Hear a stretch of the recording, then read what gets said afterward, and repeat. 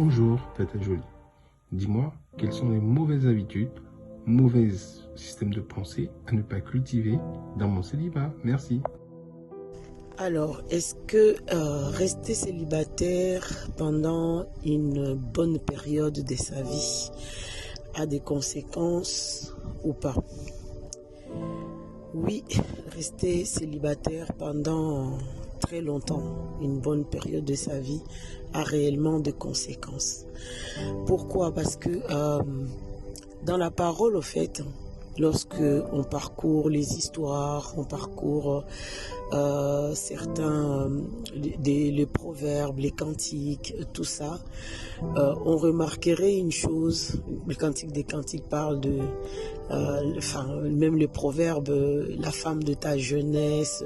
Au fait, la bonne période pour s'engager, pour se marier, parce que se marier, c'est le fait de fusionner avec la vie de quelqu'un d'autre.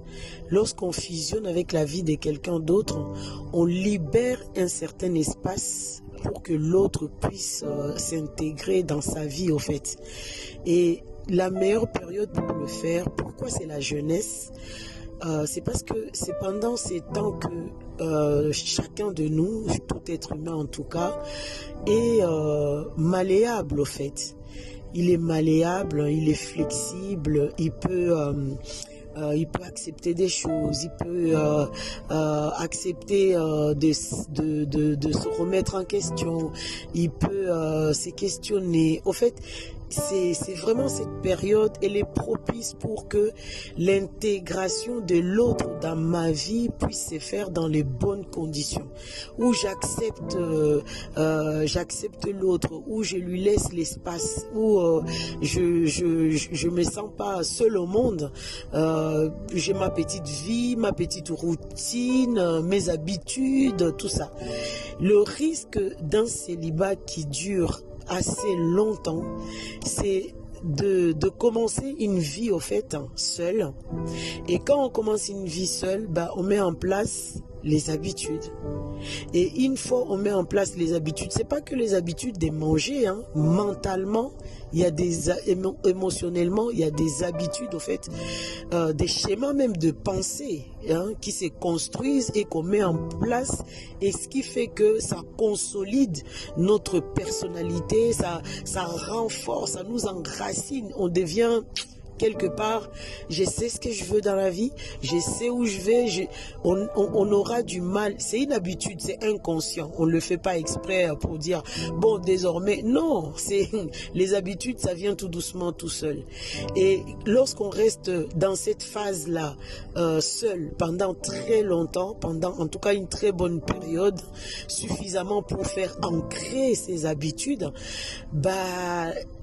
demain, s'il y a quelqu'un d'autre qui vient rentrer dans notre vie, ça peut être très laborieux, au fait, de faire marche arrière, de libérer l'espace. Il y en a, hein, on a entendu parler, qui regrettaient leur vie de célibat une fois mariés, parce que, oh là là, qu'est-ce que j'étais bien quand j'étais seule, là tu m'embêtes, il faut supporter ça, il faut... Donc voilà, ça c'est vraiment la conséquence, la première et la majeure conséquence néfaste de la vie de célibat qui dure longtemps, c'est que on se consolide dans des habitudes qui sont pas forcément vraies. Tu peux pas inventer quelqu'un qui n'existe pas, hein. Tu peux pas inventer une vie à deux qui n'existe pas. Ça ne peut se faire que dans le concret, à moins d'être stratège. Ah, ça aussi, la société occidentale, il faut vraiment qu'on fasse attention. La stratégie peut-être pour sortir de là, soit il faut vivre en colocation, parce que le fait de supporter quelqu'un d'autre, de lui laisser l'espace et tout ça, ça peut nous aider à ne pas s'enculoser, au fait, dans une vie de célibat seul, de solitude, quoi. Et ou soit rester, je sais pas, chez les parents, ou prendre une petite sœur, un petit frère avec qui on vit. Ça, ces genres de comportements, en en tout cas, ça peut aider quelqu'un à se préserver des mauvaises habitudes qu'on peut acquérir pendant une longue période de célibat.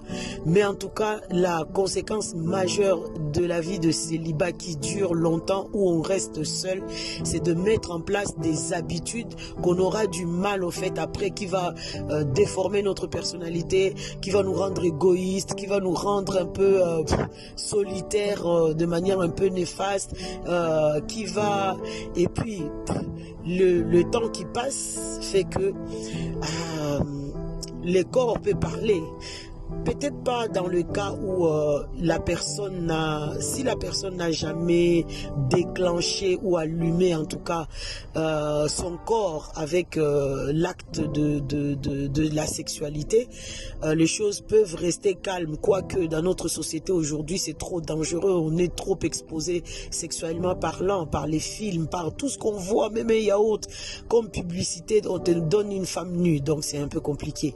Donc la deuxième conséquence majeure, néfaste d'une vie de célibat qui dure, c'est que c'est cette exposition en fait à une vie sexuelle involontaire où le corps parle, hein, les hormones se mettent à bouger, et si c'est pas bien contrôlé, on peut basculer dans une vie de masturbation, on ouvre des portes un peu à droite, à gauche, hein, sans le vouloir, sans le savoir, mais quand même. Donc, et ça c'est majeur encore lorsque la personne avait eu une vie sexuelle avant de connaître le Seigneur. S'il avait eu une vie sexuelle avant de connaître le Seigneur après, et que il s'est converti, il reste après longtemps encore célibataire, c'est un peu compliqué. On peut basculer aussi dans la masturbation. Donc la vie des célibats qui dure, c'est pas bon. Il faut vraiment ne plaidez pas à Dieu en disant mais oui Seigneur, je donne ma dîme, je donne mes offrandes, pourquoi je me marie pas? Non, ça c'est pas la bonne attitude. On parle pas comme ça au roi, on parle pas comme ça à Dieu. À Dieu on plaide, on se dit Seigneur, je comprends pas, Seigneur, tu vas pas permettre que délivre-moi de la tentation. Là ça prend carrément tout son sens. Seigneur, délivre-moi de la tentation. Regarde ma personnalité en train de changer, je suis en train de devenir quelqu'un d'égoïste, je suis en train de me fermer, je suis en train de venir sans le vouloir quelqu'un d'autre. Seigneur, non, au secours, délivre-moi de cette tentation. C'est une tentation pour moi le célibat. Regarde, exposition sexuelle à droite, à gauche, et Seigneur, je fais de mon mieux. S'il te plaît, au secours, Seigneur, sors-moi de la vie de célibat. Tu as dit, priez pour que vous soyez délivrés de la tentation. Moi je te demande, délivre-moi de cette tentation, parce qu'il n'y a rien de bon au fait de rester célibataire pendant très longtemps. Vraiment, il n'y a rien de bon. Que le Seigneur nous accorde cette grâce. Ce n'est pas une honte que de dire à Dieu, Seigneur, je vais me marier. Non, non, non, du tout. Il faut sortir de là. Ça, c'est des fausses doctrines encore, ou je sais pas quoi. Donc, vraiment, notre prière est que ces célibats qui durent, ça s'arrête, et que le Seigneur t'accorde la grâce de trouver la personne avec qui tu vas ouvrir ton cœur et tu vas partager ta vie pour entrer dans ta destinée. Au nom de Jésus, nous prions pour toi. Amen.